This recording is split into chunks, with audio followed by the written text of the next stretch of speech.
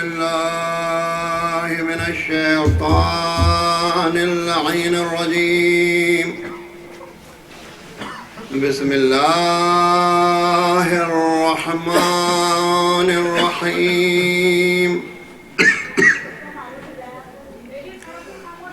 الحمد لله رب العالمين والعاقبة للمتقين والجنة للمؤمنين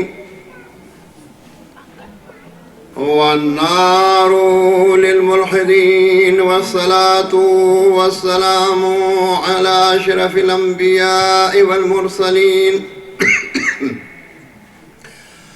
سيدنا ونبينا وشفيعنا مولانا بالقاسم محمد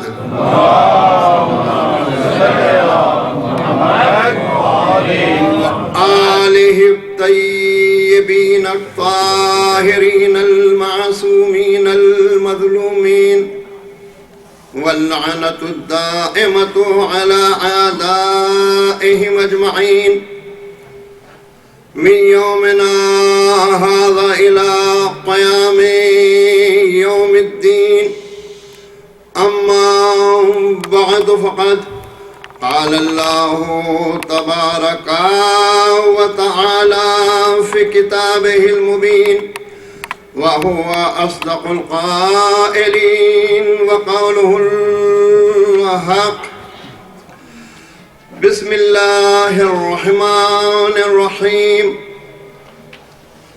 يقول الذين كفروا لست مرسلا قل كفى بالله شهيدا بيني وبينكم ومن عنده علم الكتاب. صلوات محمد وآل محمد.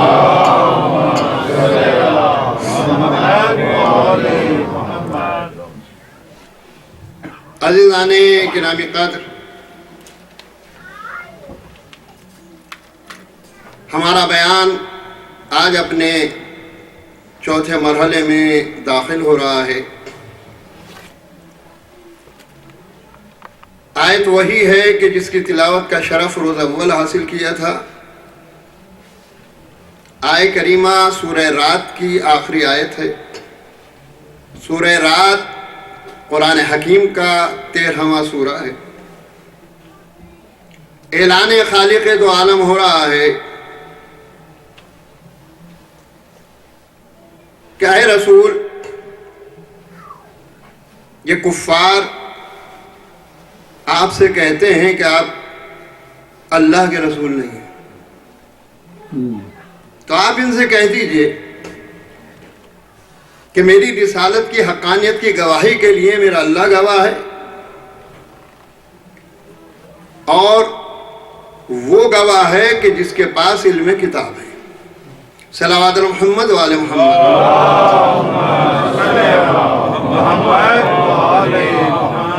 عزیزان گرامی قدر، ہم نے جو موضوع کا انتخاب کیا ہے اس آیت کے ذیل میں وہ ہے قرآن حکیم اور سیرت معصومین تمام مشکلات کا حل. عزیزان گرامی قدر، قرآن حکیم صرف مسائل کو بیان کرنے والی کتاب نہیں ہے کہ مسائل کا ذکر چھیڑ کر مسائل کا حل پیش کرنے والی کتاب ہے. قرآن کریم صرف مشکلات کو بیان نہیں کرتا ہے بلکہ مشکلات کو بیان کر کے ان کا حل پیش کرتا ہے.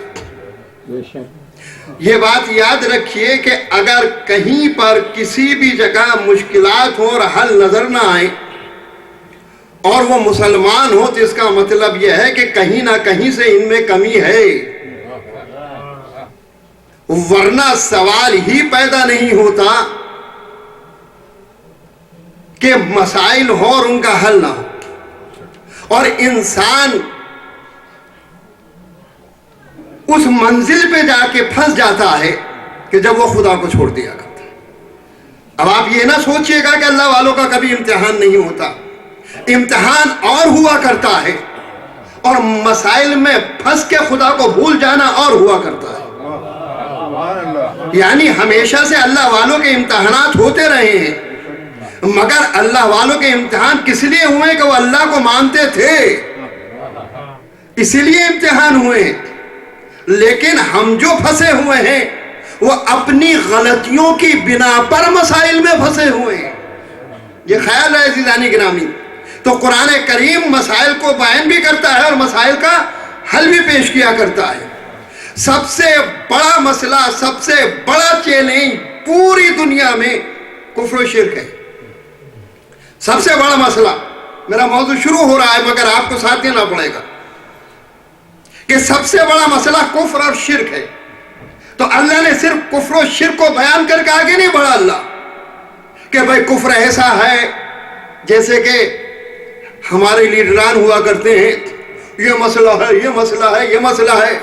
جب بھی کوئی الیکشن آئے گا مسائل لے کے کھڑے ہو جائیں گے، لیکن جب پاس ہو، جب الیکشن جیت گئے تو مسائل کے نعرے چلے گئے۔ اب 4 سال کے لیے مسائل کے نعرے چلے گئے۔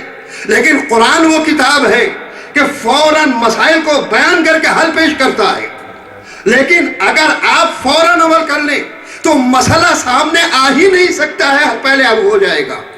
اس لیے کہ قرآن کریم وہ کتاب ہے کہ جو حل پہلے پیش کرتا ہے۔ تو عزیزان گرامی، کفر کا ذکر ہے، سب سے بڑا مسئلہ کفر ہے تمام انسانیت کے لیے، تمام دنیا انسانیت کے لیے کفر اور شرک سب سے بڑا مسئلہ ہے۔ اس لیے کہ اگر کفر و شرک نہ ہوتا تو پوری دنیا میں مسائل نہ ہوتے۔ یہ مسائل پیدا ہی اس لیے ہوئے ہیں کہ انسان کفر و شرک میں مبتلا ہو گیا۔ اس کا حل کیا ہے؟ میں 2 لفظوں میں بات کہتا ہوں آگے بڑھوں گا چونکہ میرا موضوع بڑا وسیع ہے۔ تو کفر و شرک کا حل ہے توحید الہی۔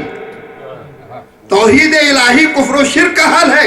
اگر آپ چاہتے ہیں کہ کفر و شرک کے مذموم اثرات کو ختم کر دیں تو پھر معجز نما توحید کے پیغام کو آگے بڑھائیں تو کفر و شرک کا سحر خود بخود ختم ہو جائے گا۔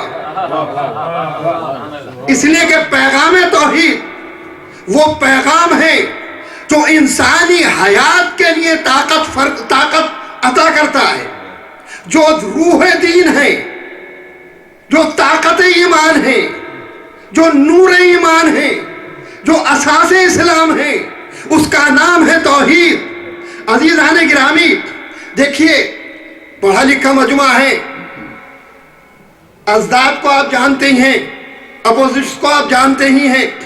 تو آپ یعنی وائٹ کا اپوزٹ کیا ہے؟ بلیک۔ یعنی کالے کا اپوزٹ، تاریکی کا اپوزٹ سفید۔ یہی تو ہے کہ نہیں عزیزانی گرامی؟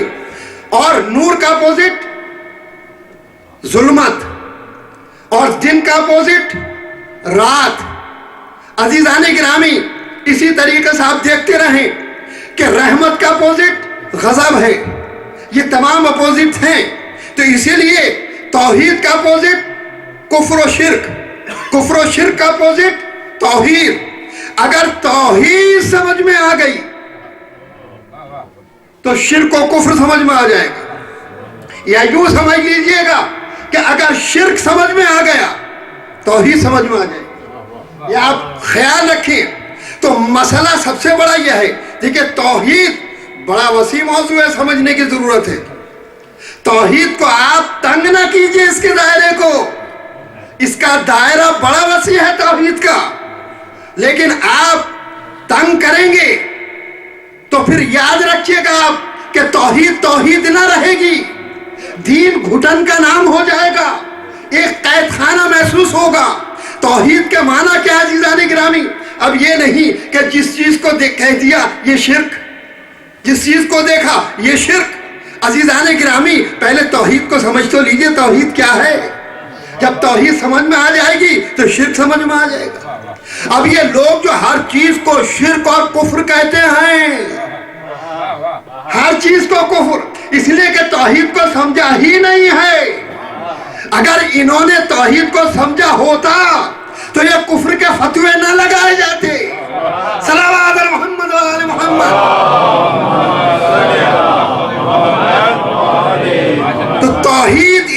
وسیع موضوع ہے عزیزان گرامی۔ توحید کے معنی کیا ہے؟ توحید صرف عقیدے کا نام نہیں ہے، توحید وہ ہے کہ جو ہماری زندگی میں چھایا رہے، ہماری زندگی میں محیط رہے، ہماری لائف میں ہر جگہ نظر آئے۔ توحید کے معنی کیا ہے؟ اتحاد فکر۔ توحید کے معنی کیا ہے؟ اتحاد دین۔ توحید کے معنی کیا ہے؟ اتحاد ملت۔ توحید کے معنی کیا ہے؟ اتحاد خاندان۔ لیکن جب تفرقہ ہر طرف نظر آئے تو اس کا مطلب یہ ہے کہ جہاں دیکھو تفرقہ، تو تم نے سب کچھ سیکھا ہے مگر توحید نہیں سیکھی ہے۔ اگر توحید پہ ایمان ہوتا تو یہ بات نہیں ہوتی۔ صلوات محمد و آل محمد۔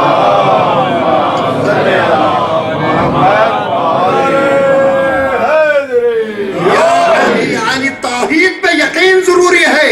یہ فرقہ بندی، یہ دین میں ٹکڑے، یہ انتشار فکری، یہ کفر کے فتوے، یہ آپس میں دست و گریباں ہونا اس بات کی دلیل ہے کہ توحید پہ عمل نہیں ہے۔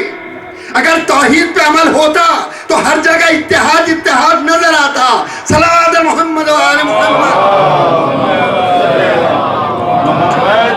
اور حضور جتنا یقین توحید پہ ہوگا اتنا ہی انسان گناہوں سے بچا رہے گا، اتنا ہی انسان کو دین میں مزہ آئے گا، اتنا ہی انسان کو کار خیر میں لطف آئے گا۔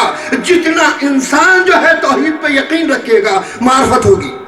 یاد رکھا، یہ معرفت کی کمی ہے۔ امام جعفر صادق علیہ السلام سوچے آپ، امام فرماتے ہیں عزیزان گرامی، امام کا قول دھیان سے سنیے گا، ماہر کو کچھ نہ کہیے گا، یہ خیال رہے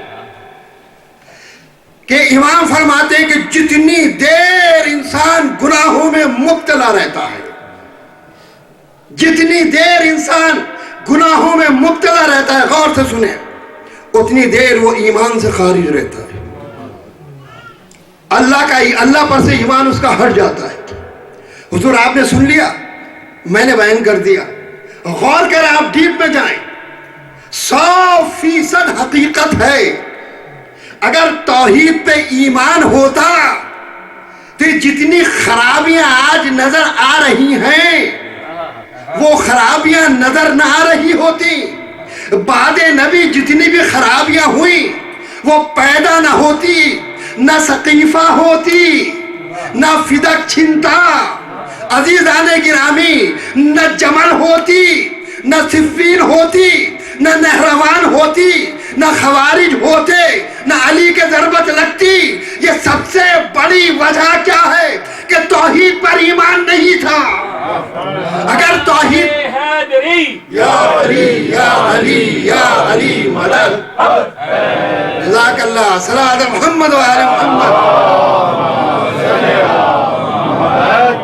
توحید پہ یقین ہوتا تو پھر یقین ہوتا کہ وہ نبی جو اللہ نے بھیجا ہے وہ سچا نبی ہے، جو اللہ نے وعدہ کیا ہے وہ سچا وعدہ ہے، اور جو نبی نے غدیر میں پیغام دیا ہے وہ سچا پیغام ہے، اور جو نبی نے فرمایا ہے کہ جس سے فاطمہ راضی اس سے میں راضی، جس سے میں راضی اس سے خدا راضی، جس سے فاطمہ ناراض اس سے میں ناراض، جس سے میں ناراض اس سے خدا ناراض، جس سے خدا ناراض وہ جہنم میں جائے گا۔ تو عزیزان گرامی، اگر توحید پہ یقین ہوتا تو جو گناہ کی طرف لوگ بڑھ رہے تھے قدم رک جاتے، نہ حق فاطمہ چھنتا، نہ سقیفہ کا دورہ ہوتا۔ صلوات محمد و آل محمد۔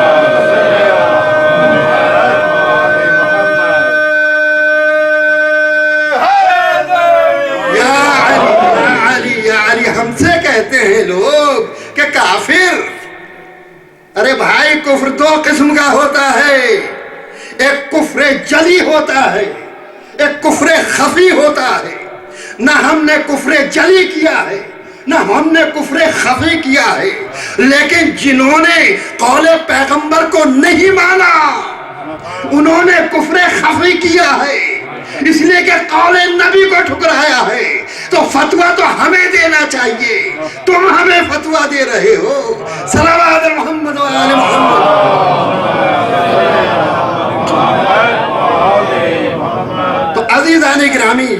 رکھا پیغام توحید، اور سب سے پہلے جو پیغمبر نے پیغام دیا ہے وہ پیغام توحید ہے۔ وہ پیغام توحید دیا پیغمبر نے، کیا فرمایا؟ قولوا لا الہ الا اللہ تفلحوا، کہو کوئی معبود نہیں ہے سوائے وحدہ لا شریک کے۔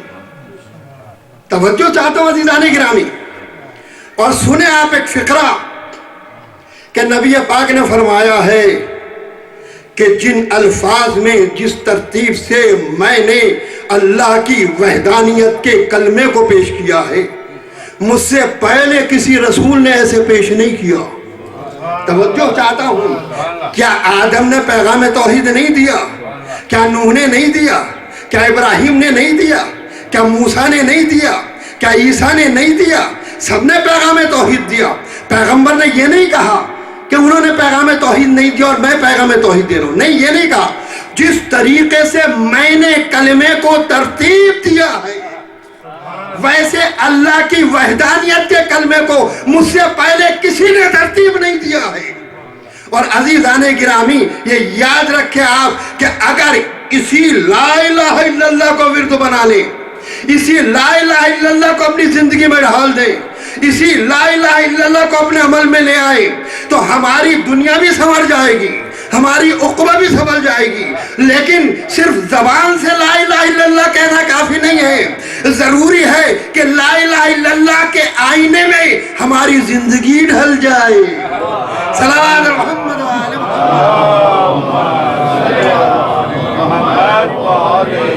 تو عزیزان گرامی، پیغام توحید پہلا علاج ہے مسائل کا، پہلا حل ہے مسائل کا، اور پیغمبر نے سب سے پہلے یہی پیغام دیا۔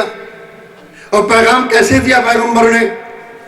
پیغمبر نے کہا علی جاؤ دعوت دے کے آؤ۔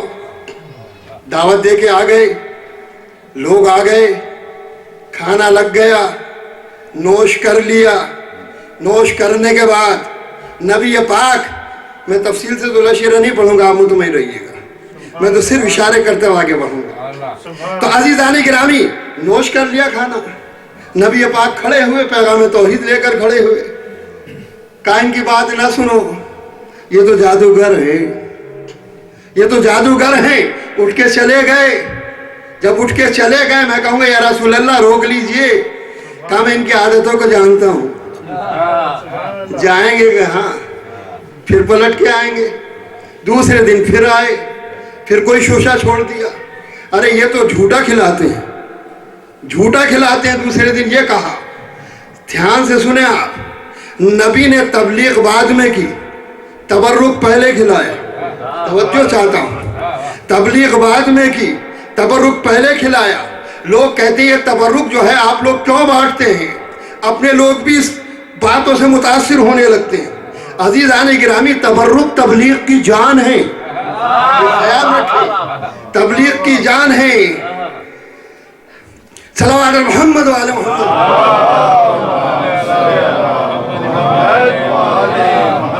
تو عزیزان گرامی، یاد رکھا کہ ہماری قوم جو ہے عادی ہے اس بات کی۔ تو پیغمبر نے تبرک کھلایا، تبرک کھلایا۔ دوسرے دن کیا کہا؟ جھوٹا دیتے ہیں۔ تو عزیزان گرامی، بات کیا ہے؟ لوگ کیا کہتے ہیں؟ ان کا تبرک مت کھاؤ، ان کے یہاں کھانا مت کھاؤ، ان کے یہاں پانی مت پیو۔ کیوں؟ یہ تھوک کے دیتے ہیں۔ یہ تو کہتے نہیں کہتے، یہ تھوک کے دیتے ہیں۔ توجہ چاہتا ہوں، ملا لیجئے ہسٹری، ایک تبرک کھلانے والوں کی ہسٹری ہے اور ایک اعتراض کرنے والوں کی ہسٹری ہے۔ تبرک کھلانے والا ہمارا رسول ہے اور اعتراض کرنے والا ابو لہب ہے کہ جھوٹا کھلاتے ہیں۔ ذہنیت کا اندازہ لگائیے کہ اس نے کہا جھوٹا کھلاتے ہیں، انہوں نے کہا تھوک کے دیتے ہیں، بالکل ایک ہی اعتراض کی بو آ رہی ہے۔ صلوات محمد و آل محمد۔ تیسرا دن ہوا، نبی پاک اب جب کھانا کھا کے یہ اٹھنے ہی چاہتے تھے، اب نبی کھڑے ہو گئے۔ اور جب نبی پاک کھڑے ہو گئے تو نبی پاک نے کھڑے ہو کے کچھ کہنا چاہا تو ابو لہب کھڑا ہو گیا۔ ابو لہب کھڑا ہو گیا اور کھڑے ہونے کے بعد ابو لہب نے کہا ان کے بعد مت سنو، یہ کہنا چاہ رہا تھا۔ فوراً اب جناب ابو طالب کھڑے ہوئے، اب جناب ابو طالب کھڑے ہوئے تو ابو لہب کی ایک آنکھ خراب تھی، سمجھے آپ؟ تو جناب ابو طالب کا فقرہ تاریخ میں موجود ہے کہ انہوں نے کہا اے خبردار، کانے تیری یہ ہمت کہ تو میرے بھتیجوں کو روکے گا؟ اور یہ کہہ کر کہا میرے سید و سردار کھڑے ہو جائیے اور وہ پیغام جو دیا گیا ہے اسے پہنچا دیجیے۔ حضور والا پیغام ابھی دیا نہیں ہے، لیکن ابو طالب بتا رہے ہیں، دنیا والوں کو سمجھانا چاہتے ہیں پیغام سن کے ایمان لانا تمہارا کام ہے، اور پیغام سے پہلے ایمان کا اعلان کرنا میرا کام ہے۔ صلوات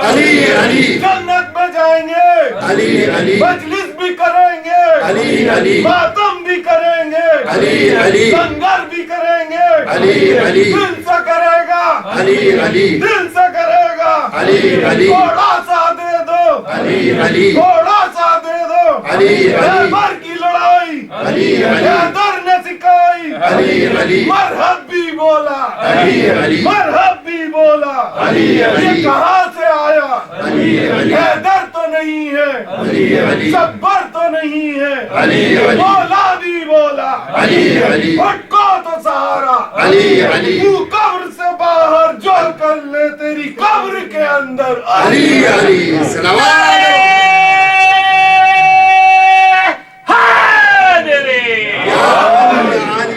اللہم صلی علی محمد وآل محمد۔ تو عزیزان گرامی، عرض خدمت یہ ہے کہ جب تیسرا دن ہوا اور تیسرا دن ہونے کے بعد پیغمبر اسلام جب کھڑے ہوئے تو پہلا پیغام کیا پہنچایا تھا؟ پہلا پیغام پیغمبر نے جو پہنچایا تھا پیغام توحید، اس لیے کہ جتنے مسائل اس وقت پوری دنیا میں پھیلے ہوئے تھے، کس کی وجہ سے؟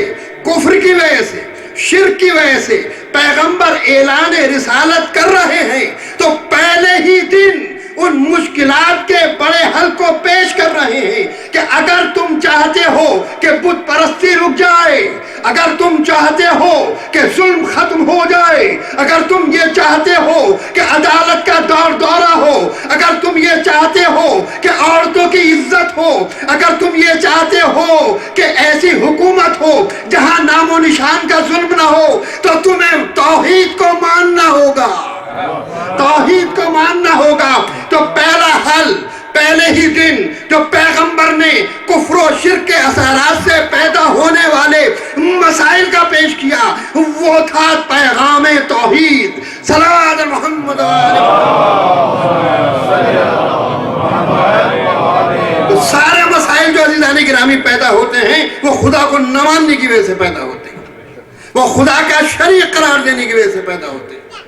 تو پیغمبر نے کہا کہ دیکھو میں وہ پیغام لایا ہوں جو مجھ سے پہلے کوئی نبی اس طریقے کا پیغام نہیں لایا۔ اور اس کے بعد پیغمبر فرماتے ہیں کہ تم وحدہ لا شریک خدا کو مانو، لا الہ الا اللہ، کوئی خدا نہیں ہے مگر اللہ، اس کو مانو، تم اس کا کلمہ پڑھو۔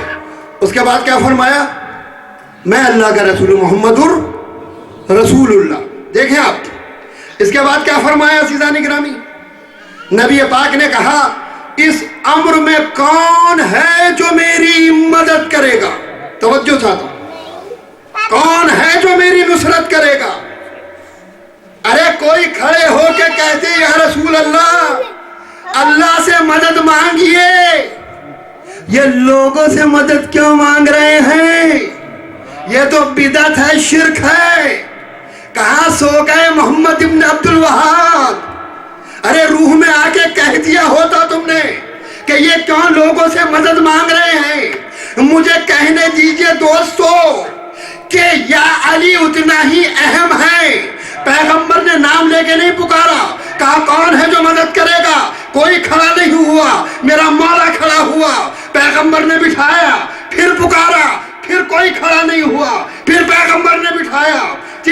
مرتبہ پیغمبر نے پکارا، اب میرا مولا کھڑا ہوا تو خاموش نہیں رہا بلکہ اپنے تیوروں سے کہا، توجہ چاہتا ہوں، اپنے انوکھے تیوروں سے کہا، یا رسول اللہ کیا سمجھتے ہیں میں کمزور ہوں؟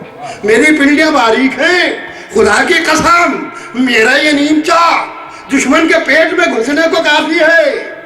عجب نہیں، کہا تو نہیں مگر دل میں سوچا ہو نبی نے کہ یہ بچپنا ہے تو تیرا شباب کیا ہوگا؟ صلوات محمد و آل محمد۔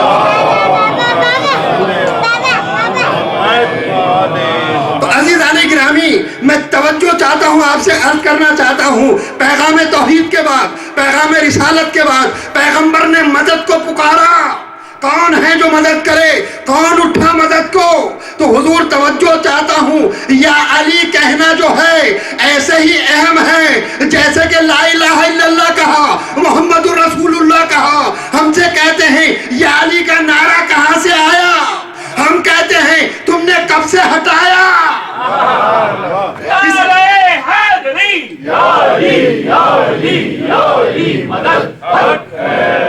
صلوات محمد و آل محمد۔ تو عزیزان گرامی، اصل بات دیکھیے، میری گفتگو میں نہ تو خشکی آنے دوں گا اور نہ ہی موضوع سے ہٹوں گا، اس لیے کہ میرا کام یہ ہے، چونکہ جب پیغمبر کو اللہ نے تعارف کرایا تو کیا کہا؟ بشیرا و نذیرا، خوشخبری دینے والا اور ڈرانے والا۔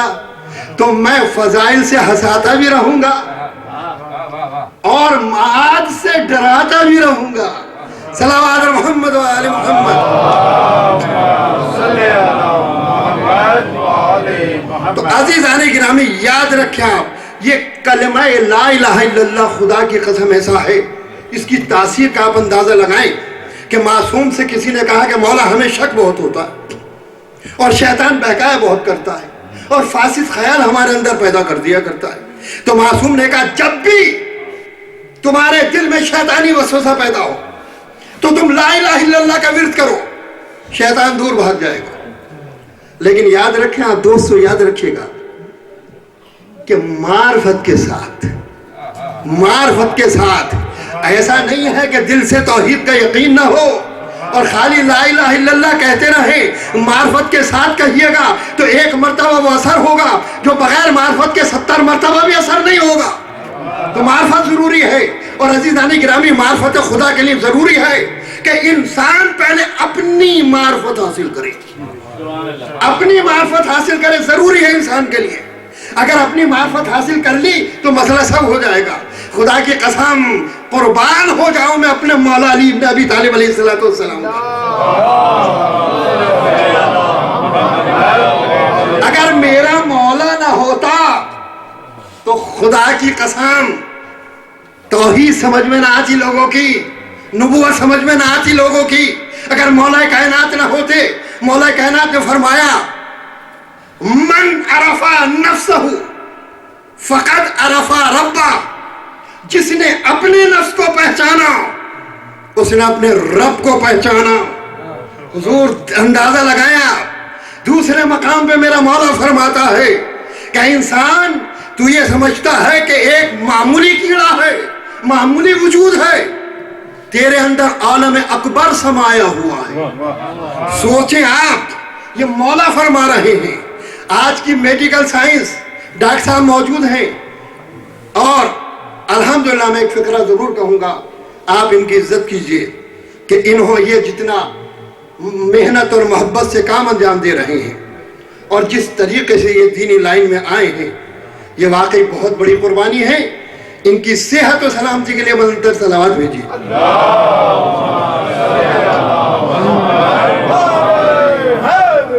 یا علی۔ تو عزیزان گرامی، جو میڈیکل سے وابستہ لوگ ہیں وہ جانتے ہیں اچھے طریقے سے کہ انسان کے جسم میں بے شمار چیزیں ابھی بھی ایسی ہیں کہ جن کے فنکشن کو ابھی میڈیکل سائنس جان نہیں سکی ہے، ابھی جان نہیں سکی ہے۔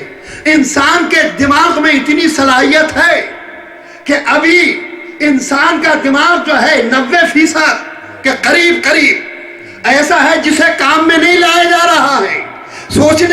بات ہے، غور کرنے کی بات ہے، اندازہ آپ لگائیں، زبان ایک ہے، اس کے ذائقے مختلف ہے، سامنے کا ذائقہ کچھ اور ہے، بیچ کا ذائقہ کچھ اور ہے، اس سائڈ کا ذائقہ کچھ اور ہے، اس سائڈ کا ذائقہ کچھ اور ہے۔ یہ میرے مولا نے فرمایا ہے اور سمجھایا ہے کہ تم اپنے کو معمولی وجود نہ سمجھنا، بلکہ عالم اکبر پایا جاتا ہے۔ اگر اپنے اوپر غور کر لو تو خود سمجھ میں آ جائے گا۔ صلوات محمد و آل محمد۔ جب 200 بات آ گئی ہے تو بات عرض کرتا چلوں، لیکن سب تو پیچھے بیٹھے جا رہے ہیں، کوئی آگے تو آ نہیں رہا ہے۔ معاملہ کیا ہے؟ حضور والا دیکھیے، پرانے زمانے میں جو جنگیں ہوا کرتی تھیں تو اس میں ایک میمنہ ہوتا تھا، ایک میسرہ ہوتا تھا، ایک قلب لشکر ہوتا تھا۔ تو بھائی یہاں جنگ تو نہیں ہو رہی ہے، مگر یہ یاد رکھیں آپ کہ تلوار کی جنگ نہ سہی مگر عقیدے کی جنگ ہو رہی ہے۔ تو کم از کم عقیدے کے سپاہیوں کو تو آگے آ جانا چاہیے تاکہ مولانا کا فرنٹ خالی نہ رہے۔ صلوات محمد و آل محمد۔ آئیے حضور، آئیے آئیے آئیے، ایک اور صلوات بھیج دیجئے۔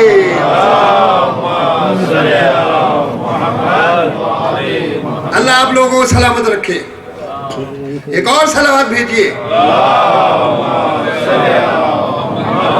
تو عزیزان گرامی، اگر انسان اپنے جسم پر غور کر لے، اپنی ساخت پر غور کر لے تو اس کو خدا مل جائے گا۔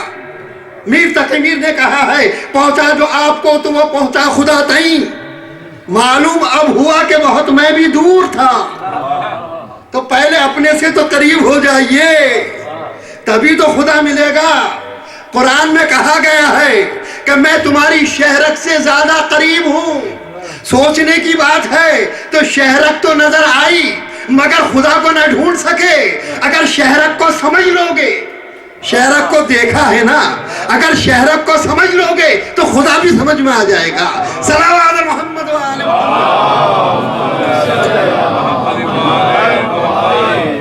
عباسی خلیفہ کا دربار ہے، امام صادق علیہ السلام کو بلایا گیا ہے اور ایک ہندوستانی طبیب کو بھی بلایا گیا، حکیم کو بلایا گیا، بڑا پہنچا ہوا حکیم، بڑی تعریف ہے۔ تو امام سے تعارف کرایا گیا کہ یہ حکیم ہے، بڑے مانے ہوئے حکیم ہے۔ تو امام نے کہا اچھا، بہت خوشی کی بات ہے۔ تو اس پہ امام علیہ السلام نے کہا اچھا یہ حکیم ہیں تو بہت خوشی کی بات ہے۔ تو کہنے لگا کہ کیا مجھے اجازت ہے، چونکہ میں نے آپ کی بڑی تعریف سنی ہے، میں آپ سے کوئی سوال کروں؟ میں آپ سے کوئی سوال کروں؟ امام نے کہا سوال کرو تم۔ کہا یہ بتائیے کہ انسان کے بارے میں اور انسان کے امراض کے بارے میں آپ کیا فرماتے ہیں؟ دیکھیں یہ ایسا مبہم سوال تھا، سوچنے کی بات ہے، ایسا مبہم سوال تھا کہ سوال ہی واضح نہیں ہے، مگر امام کو دیکھیں آپ، یہ ہوتا ہے امام۔ امام نے مسکرا کے کہا کہ دیکھو سنو، تمام امراض کا مرکز انسان کا پیٹ ہے۔ توجہ چاہتا ہوں، تمام امراض کا مرکز انسان کا پیٹ ہے۔ اور امام نے فرمایا کہ دیکھو سرد کا علاج گرم سے کرو، گرم کا علاج سرد سے کرو، خشک کا علاج تر سے کرو، تر کا علاج خشک سے کرو۔ اس کے بعد امام فرماتے ہیں کہ خواہش ہو تو کھانا کھاؤ، اور جب تک خواہش باقی رہے کھانا چھوڑ دو۔ جب یہ امام نے فرمایا، کہا آپ نے تو کہا تھا میں حکیم نہیں ہوں، آپ نے تو پوری حکمت کو چند لفظوں میں بیان کر دیا۔ امام نے فرمایا کہ میں نے یہ نہیں کہا تھا کہ میں حکیم ہوں یا حکیم نہیں ہوں، میں نے کہا تھا تو پوچھ، جو پوچھے گا میں بتا دوں گا۔ عزیزان گرامی، حکیم کہتے تو محدود ہو جاتے، کہا پوچھ لے، تو یہ سوال وہی کرتا ہے جو وارث علم لدنی ہو اور صاحب منبر سلونی کا وارث ہو، وہی کہہ سکتا ہے، جو پوچھنا چاہو پوچھ لو۔ صلوات محمد و آل محمد۔ پھر امام نے کہا میں پوچھوں تجھ سے؟ کہا ہاں پوچھئے۔ کہا یہ بتا تو کہ آنکھیں بادام جیسی کیوں ہیں؟ नाक के सुराख नीचे क्यों हैं, होंठ बाहर की तरफ क्यों निकले हुए हैं, ये घुटने आगे की तरफ क्यों निकलते हैं, पैर पीछे की तरफ क्यों मुड़ते हैं, पैर के तले में जगह क्यों है, क्यों जगह है पैर के तले में, और हथेली पे बाल क्यों नहीं है, तू बता ये क्यों है। और फिर इसके बाद इमाम ने कहा ये बता कि कानों का जो रतूबत निकलती है वो कड़वी क्यों है, नाक में रतूबत क्यों निकलती है, और हमारे लब शीरी क्यों है, बता इसका माना। तो ये तो बिल्कुल खेल के रह गया, कहने लगा फर्जंद रसूल ये तो आप ही बताएंगे, आप ही बताएंगे। देखा आपने, लोग समझते हैं कि सिर्फ ये चंद मसाइल के जानने वाले थे। खुदा की कसम अगर इन्हें मौका दिया जाता तो मस्जिद नबी की चटाई पे बैठ के आम इंसान को मासूमीन अलैहिस्सलाम सैयारों की सैर कराया करते। खुदा की कसम, सल्लल्लाहु अलैहि मोहम्मद व आले मोहम्मद। अब सुने इमाम ने क्या फरमाया। इमाम ने कहा सुन, आंखें बादाम जैसी क्यों हैं, इसलिए कि खुलने और बंद होने में आसानी रहे और आंखों में दवाई डालने में आसानी रहे, इसलिए अल्लाह ने इस तरीके से रखा है। और ये जो पलकें हैं ये क्यों हैं, इसलिए हैं कि जब कभी आंख के ऊपर हमला हो, देखिए आपको सोचना नहीं पड़ता कि आंखें बंद करना है, जैसे ही कोई बात आती है ऑटोमेटिकली आंखें बंद हो जाती हैं। हुजूर वाला ऑटो कट तो आज चला है, अल्लाह ने हमारी बॉडी में ऑटो कट पहले से लगा रखा है। सल्लल्लाहु अलैहि मोहम्मद व आले मोहम्मद। भाई जोरदार सलावत भेजिए।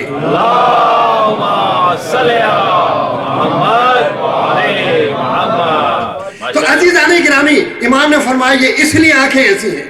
कहा सुनो, अब जो तुम कह रहे हो, अब जो मैंने कहा है कि नाक नीचे की तरफ क्यों है इसके सुराख, इसलिए है कि जो रतूबत आए दिमाग से फजूल, क्योंकि अगर वो रतूबत दिमाग में रहेगी तो दिमाग का फंक्शन मुतासिर हो जाएगा, तो वो निकलने में आसानी हो जाए।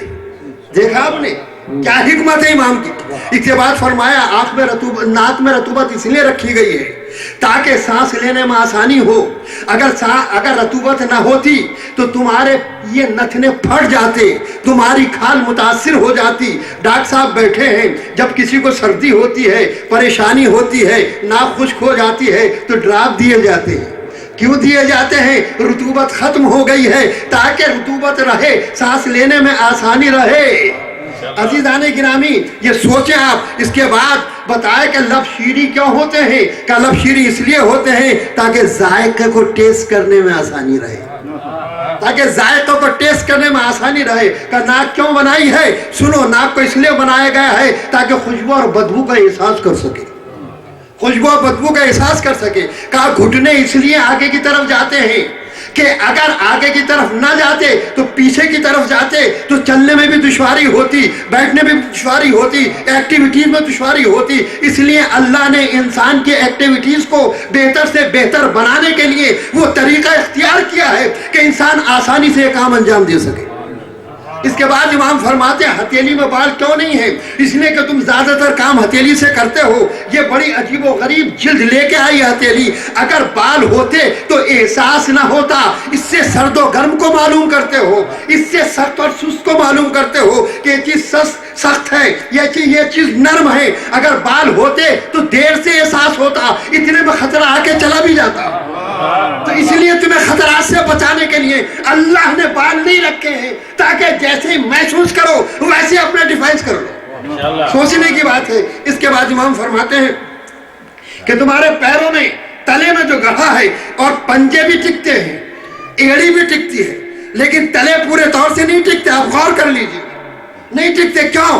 ताकि तुम अपने बैलेंस को संभाल सको, डिसबैलेंस ना हो सको। तो देखा आपने, ये बात कौन बताएगा? ये बात वो नहीं बताएगा जिसने सुना हो, ये बात वो बताएगा कि जिसके सामने इंसान का खमीर तैयार किया गया। तो अजीज़ान गिरामी, समझे आप कि दीन किससे समझ में आएगा? मोहम्मद آل محمد سے قرآن کس سے سمجھ میں آئے گا؟ محمد و آل محمد سے. خدا کس سے سمجھ میں آئے گا؟ محمد و آل محمد سے. توحید کس سے سمجھ میں آئے گی؟ محمد و آل محمد سے. انسان کس سے سمجھ میں آئے گا؟ محمد و آل محمد علیہ الصلوۃ والسلام سے. صلوات. کیا بھئی خالی میں ہی محنت کرتا رہوں؟ آپ میں سے کوئی محنت نہیں کرے گا؟ صلوات تو زوردار بھیجیے.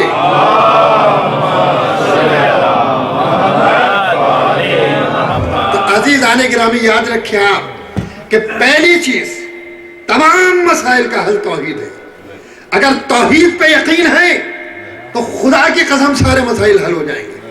یہ جو کچھ مسائل پیدا ہوتے ہیں، چوری چکاری، جھوٹ، ظلم، قتل، غارت گری، بے وفائی، دغا بازی، دھوکے بازی، دین سے غداری، یہ تمام چیزیں اس لیے پیدا ہوتی ہیں کہ توحید پہ یقین نہیں ہے. اگر یقین ہو توحید پہ کہ اللہ ہمیں دیکھ رہا ہے تو خدا کی قسم سارے مسائل حل ہو جائیں گے.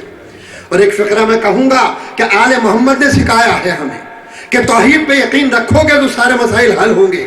یہی وجہ ہے کہ آل محمد کا کمال تھا. خدا کی قسم، خدا کی قسم جان قربان ہو جائے آل محمد کے اوپر کہ انہوں نے توحید کو جس انداز سے سکھایا ہے.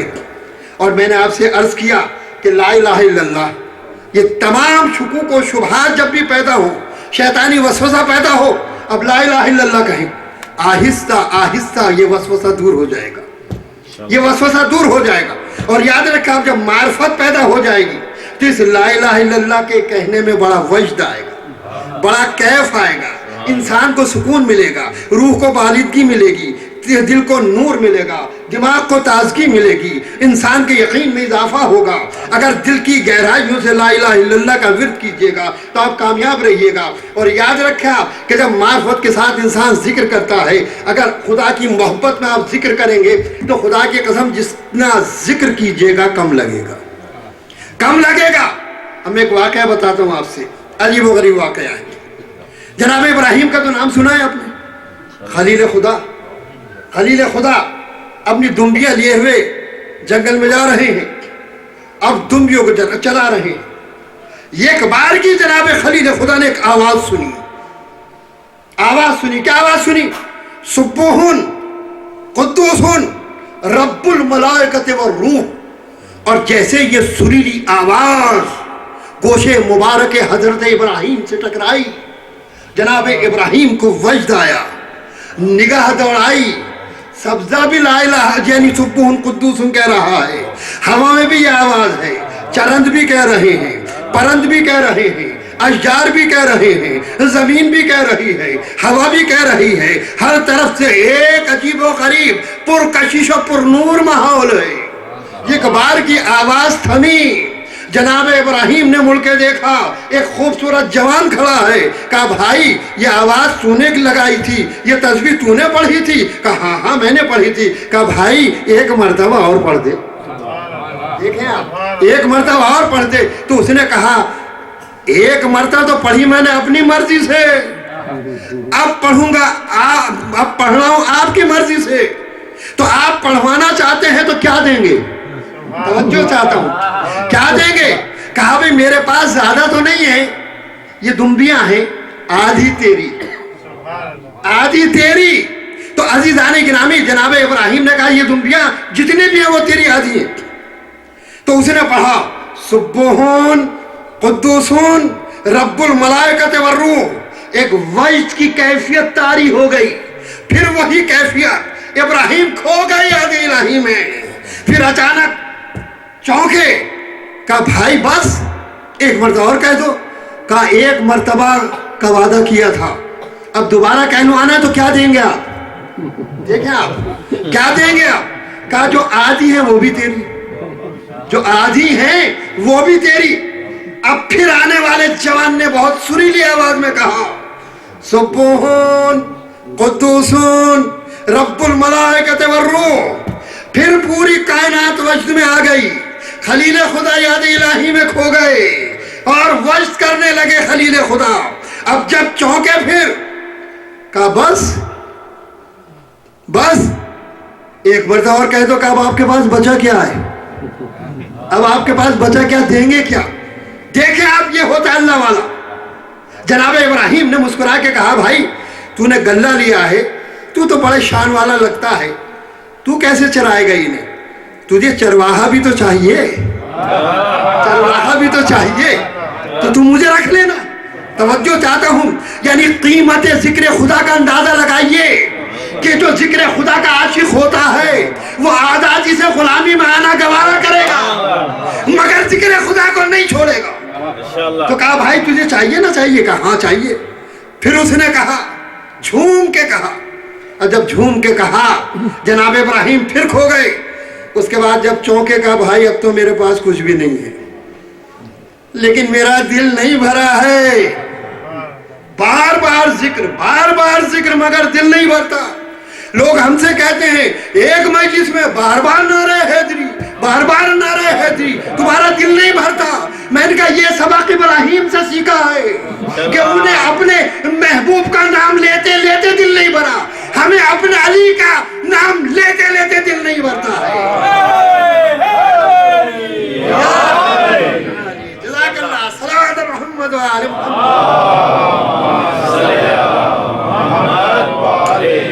تو عزیزان گرامی، جناب ابراہیم نے کہا اب تو بھائی ہمارے پاس کچھ بھی نہیں ہے، ہمارا دل نہیں بھرا، اب چلو لے چلو جہاں ہمیں لے جانا ہے۔ اب وہ شخص سامنے آیا، مسکرایا، مسکرا کے کہا ابراہیم نہ مجھے بکریاں چاہیے، بھیڑیں بکریاں چاہیے، نہ مجھے کچھ چاہیے، تو معلوم ہے میں کون ہوں؟ کہا تو ہی بتا دے۔ کہا میں جبرائیل ہوں۔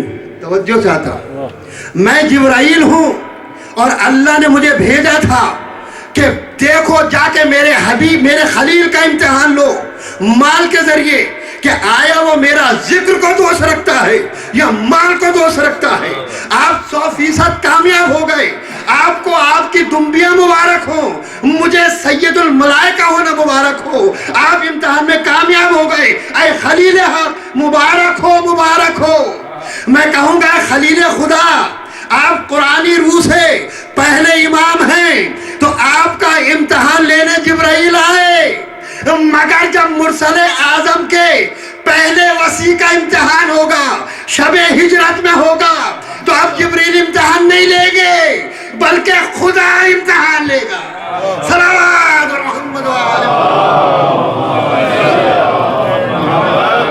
حضور اللہ نے امتحان لیا بھی تو کیسے لیا؟ سویا علی ٹھاٹ کے ساتھ بستر نبی کے اوپر سویا، عجیب و غریب انداز ہے، ایسا سویا کہ کبھی نہیں سویا۔ عزیزان گرامی، کسی نے پوچھا، کسی نے کیا پوچھا؟ نبی پاک نے پوچھا شب ہجرت کیسے سوئے؟ کہا یا رسول اللہ ایسا سویا کہ کبھی نہ سویا، کبھی نہ سویا۔ توجہ چاہتا ہوں آپ سے کہ پیغمبر اسلام کے بستر پہ علی سوئے، سکون سے سوئے، آرام کے ساتھ سوئے۔ واقعہ نہیں سنا رہا ہوں آپ کو پورا، اللہ کو علی کا سونا اتنا پسند آیا، میرے خیال میں اسی لیے اردو میں تلا کو سونا کہا جاتا ہے۔ صلوات محمد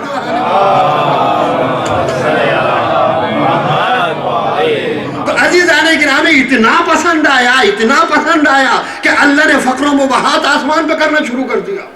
وَمِنَ النَّاسِ مَن يَشْرِي نَفْسَهُ ابْتِغَاءَ مَرْضَاتِ اللَّهِ وَاللَّهُ رَءُوفٌ بِالْعِبَادِ۔ لوگوں میں سے کچھ لوگ ایسے بھی ہیں جو مرضی خدا حاصل کرنے کے لیے اپنے نفسوں کو بیچ دیا کرتے ہیں۔ سوچے آپ، جب فقر و مباحات کے ساتھ اللہ نے یہ کہا، جبریل نے کہا اے مالک کون ہے؟ کہا پردے زمین پہ دیکھو کون سو رہا ہے۔ اس سے پہلے امتحان لیا جبرائیل و میکائیل کا، کہا دونوں کو بھائی بھائی پیدا کیا ہے، ایک کی عمر دوسرے سے زیادہ ہے، کون ہے جو اپنی عمر کو اپنے بھائی پہ قربان کرے؟ تو جبرائیل نے بھی کہا، میکائیل نے بھی کہا کہ اے اللہ ہم تو تیری تسبیح و تقدیس کرتے ہیں، کسی نے نہیں کہا کہ ہم قربانی دینے کو تیار ہیں۔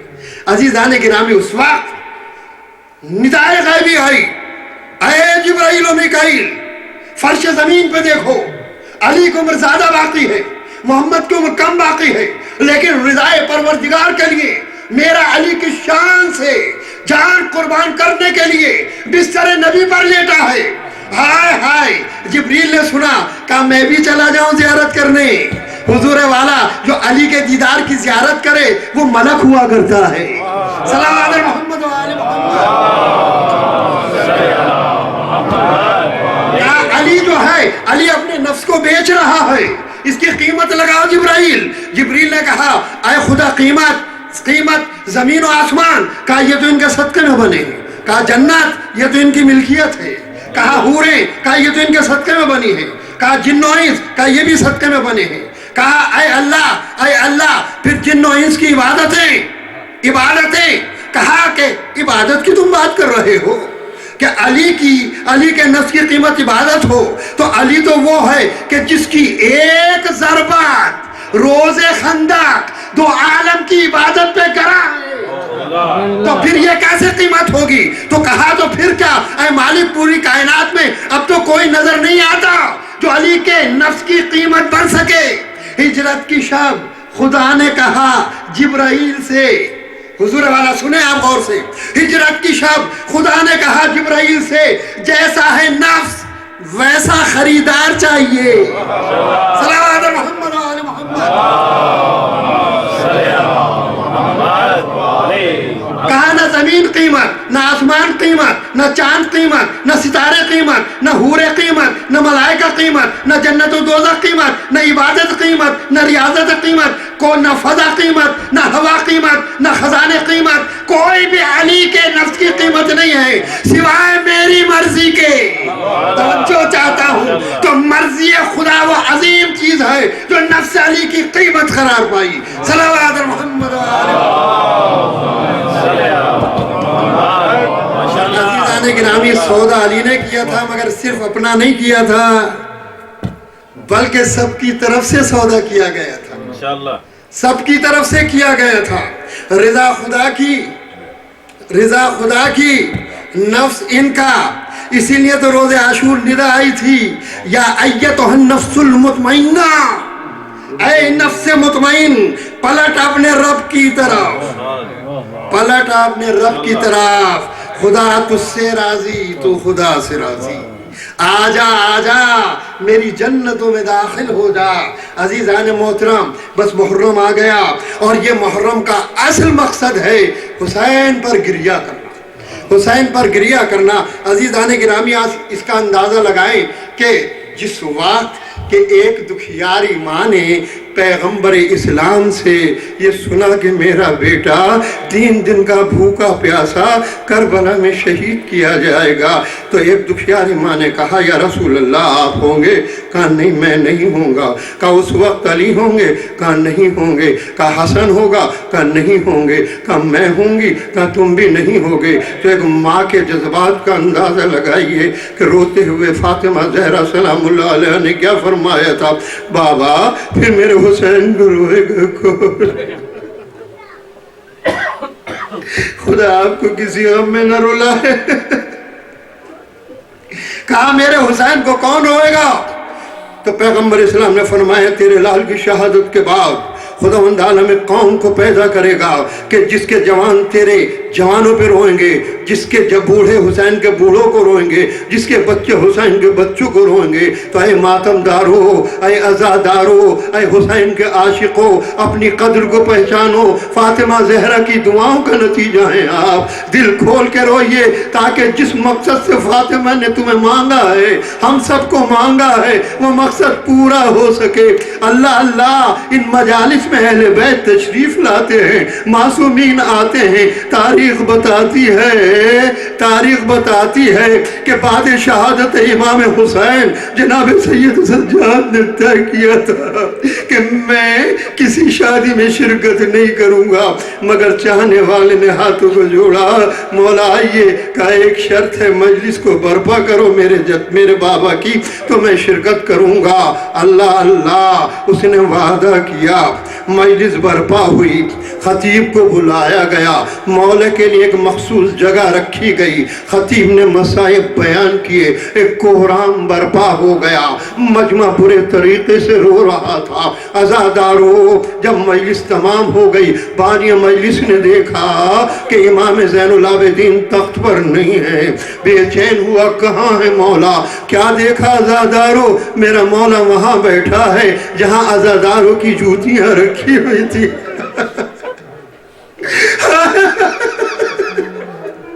جہاں अजादारों की जूतियां रखी हुई थी। अल्लाह अल्लाह हाथ जोड़े का मौला मैंने तो आपकी जगह वहां रखी थी। कहा जो मैंने देखा तूने नहीं देखा। अरे जब मेरे बाबा के मसाइब बयान हुए तो मुरसल आजम बरहना सर यहाँ आके बैठे, दादा अली मुर्सा आके बैठे, माँ फातिमा ज़हरा आके बैठी, तो मुझ में क्या हिम्मत थी।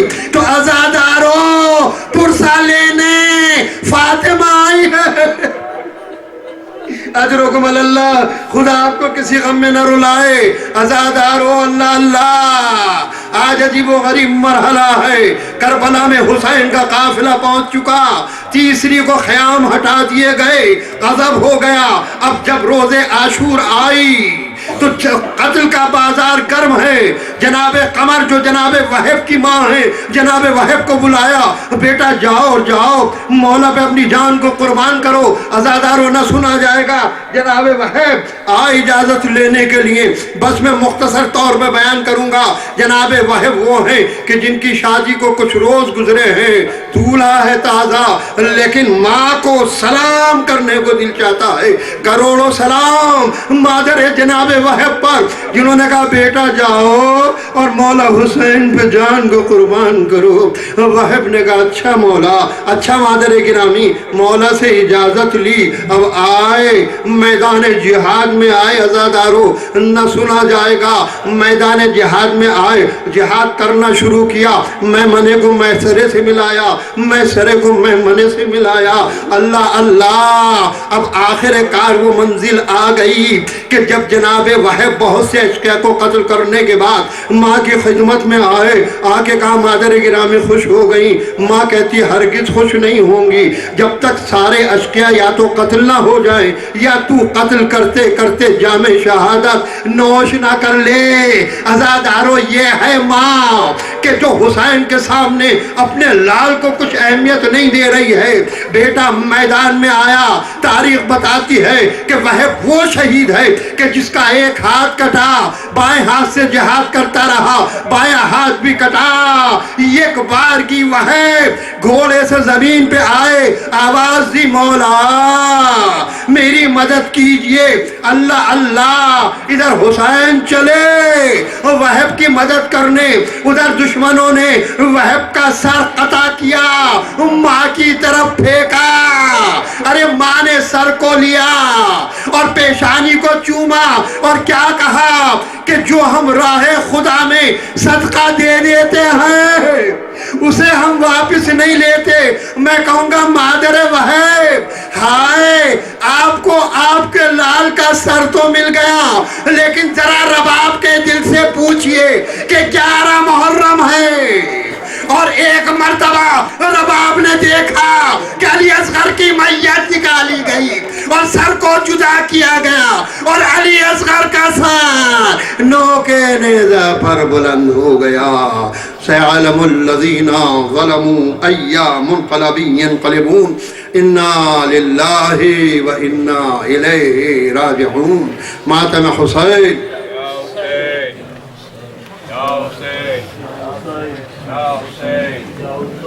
Ya Hussein.